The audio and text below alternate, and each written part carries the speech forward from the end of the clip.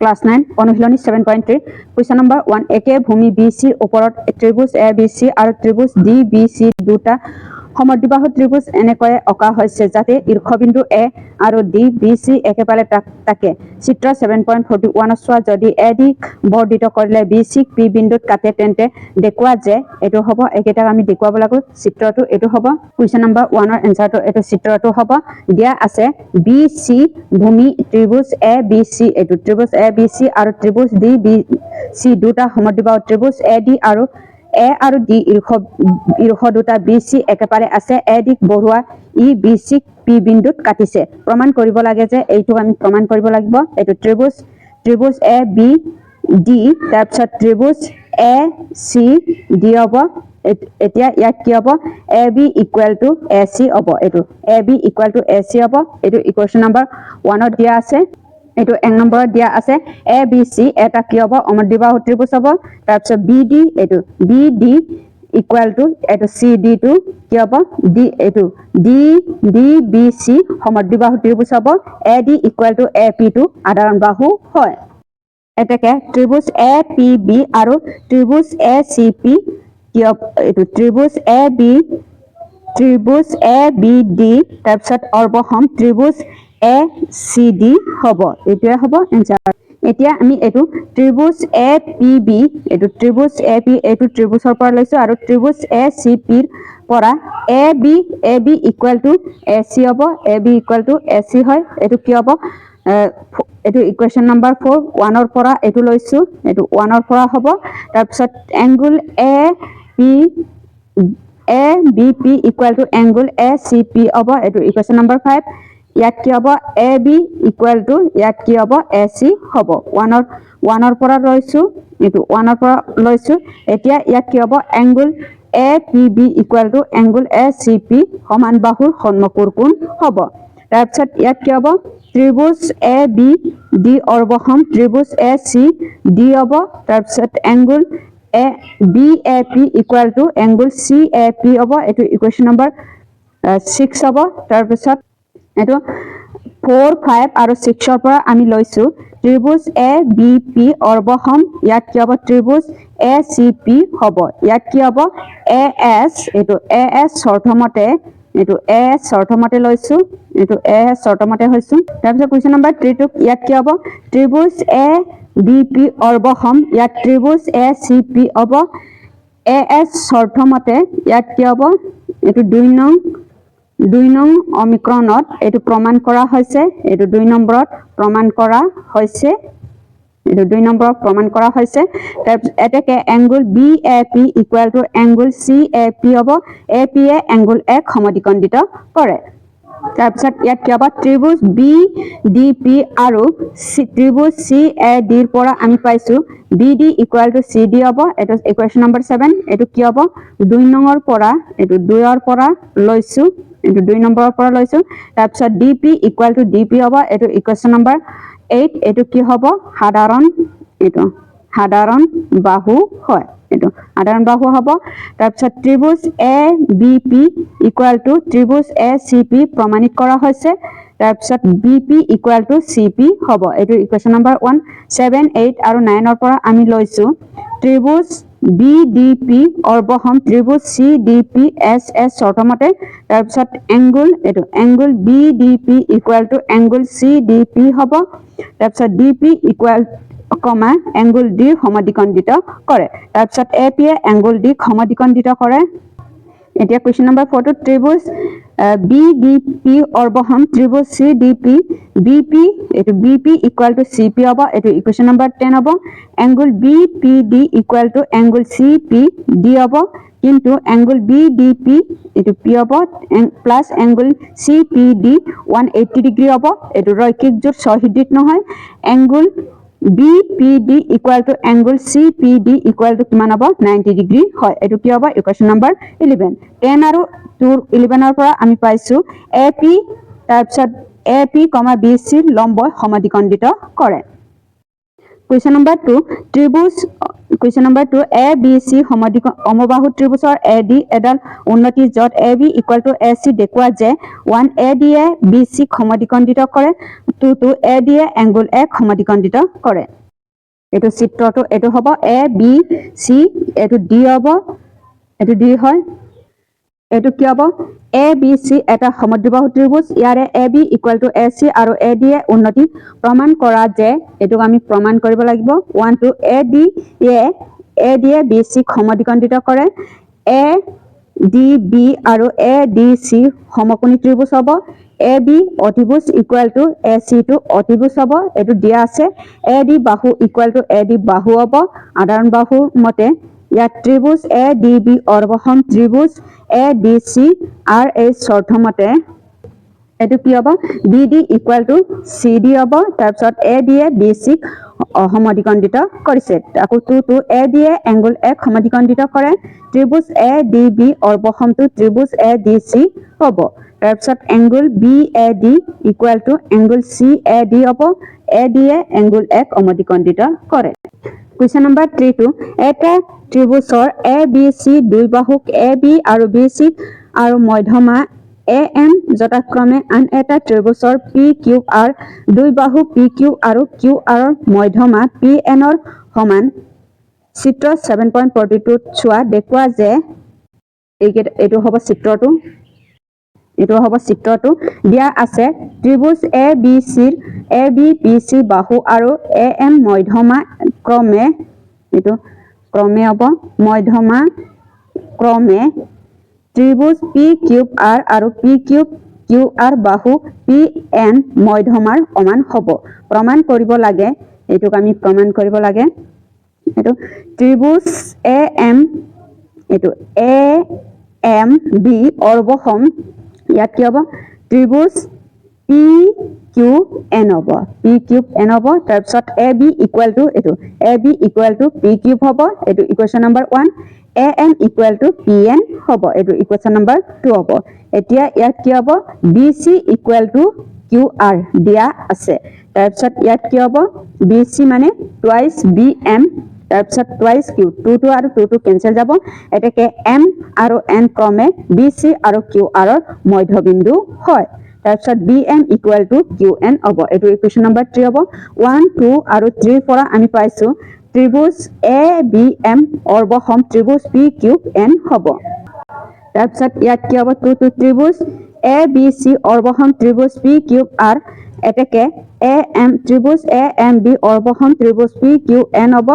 angle A B M equal to angle P Q R হ'ব angle A B C equal to angle P Q R হ'ব এইটো equation number 4 এতিয়া ত্ৰিভুজ A B C আৰু ত্ৰিভুজ P cube আৰত এ B equal to ইয়াত কি হ'ব P Q হ'ব দিয়া আছে B C equal to Q R এইটো দিয়া আছে angle A B C equal to angle P Q R হ'ব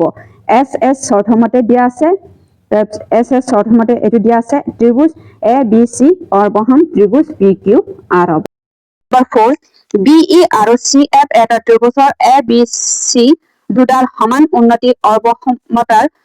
অ আ বা বি ডি ব্যৱহাৰ কৰি প্ৰমাণ কৰা যে এ বি চি ত্ৰিভুজটো সমদ্বিবাহু হ'ব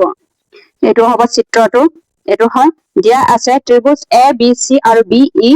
চি এফ দুডাল সমান উন্নতি এতিয়া সমকোণ ত্ৰিভুজৰ বাহুৰ চৰ্ত ব্যৱহাৰ কৰি প্ৰমাণ কৰিব লাগে যে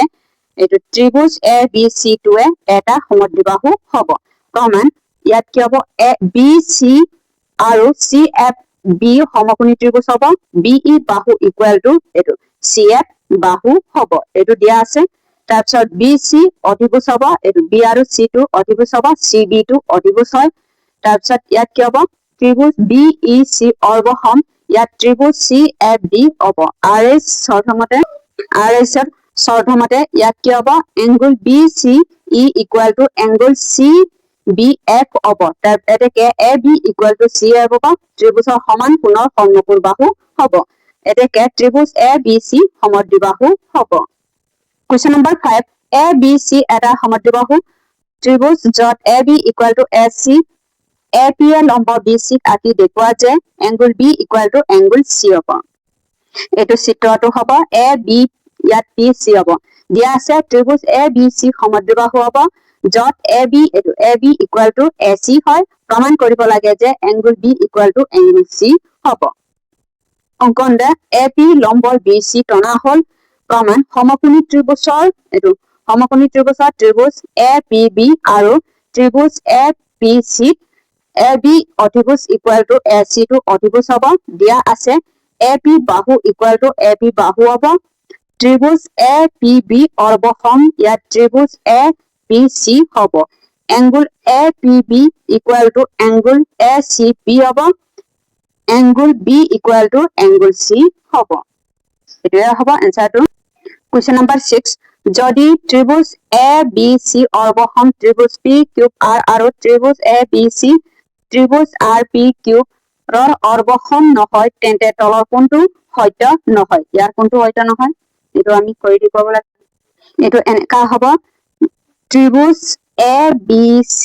অৰ্বসম ইয়াত কি হ'ব ত্ৰিভুজ PQR হলে অনুৰূপ বাহু হ'ব অনুৰূপ বাহুটো ইয়াত কি হ'ব AB ইকুয়াল টু PQ হ'ব তাৰপিছত ইয়াত কি হ'ব BC ইকুয়াল টু QR হ'ব তাৰপিছত AC ইকুয়াল টু কি হ'ব PR হ'ব গতিকে ইয়াৰ উদ্ধটো কি হ'ব A টো উদ্ধ হ'ব BC equal to PR PQ হ'ব question number 7 তলৰ কোনকেইটা যুক্তি সত্য বা অসত্য হ'ব ত্ৰিভুজ ABC দুডাল বাহু AC আৰু BC মধ্যমা AM যদি যথাক্ৰমে ত্ৰিভুজ PQR দুডাল বাহু PR আৰু QR মধ্যম আৰু মধ্যমা PN সমান হয় তেন্তে চিত্ৰ 7.42 তলৰ যুক্তিকেইটা বিচাৰ কৰা আৰু উদ্ধ বিকল্পটো বাছি উলিওৱা এটো আমি বাছি উলিয়াব লাগিব এটো হ'ব ইয়াৰ কোনটো উদ্ধ হয় এটো আমি কৰি দেখুৱাব লাগিব ইয়াত কি হ'ব ত্ৰিভুজ ACM ইয়াত কি হ'ব ত্ৰিভুজ ABM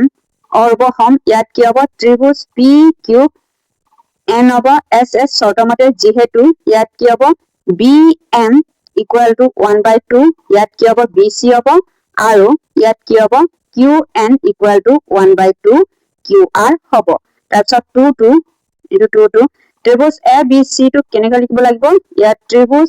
ABC অৰ্বসম ইয়াত ত্ৰিভুজ PQR হ'ব যেহেতু প্ৰথমটো পৰা angle B equal to angle cube এটো angle B equal to angle cube পোৱা যায় গতিকে SS শৰ্তমতে অৰ্বসম হয় ইয়াৰ কোনটো উদ্ধ হ'ব C টো উদ্ধ হয় এটো 1 আৰু 2 টো দুইটাই সত্য হ'ব এটো হ'ব question number 8 প্ৰতিটো জোড়া ত্ৰিভুজৰ বাবে P আৰু QS ৰ অৰ্বসমতাৰ শৰ্ত অনুযায়ী স্তম্ভ A আৰু স্তম্ভ B মিলোৱা এটো P Q R S এটো P লগত কোনটো মিলিব এটো P লগত এটো 3 টো মিলিব SS শৰ্ত হ'ব তাৰপিছত Q লগত কোনটো মিলিব Q লগত 4 টো হ'ব তাৰপিছত R লগত কি হ'ব R লগত এটো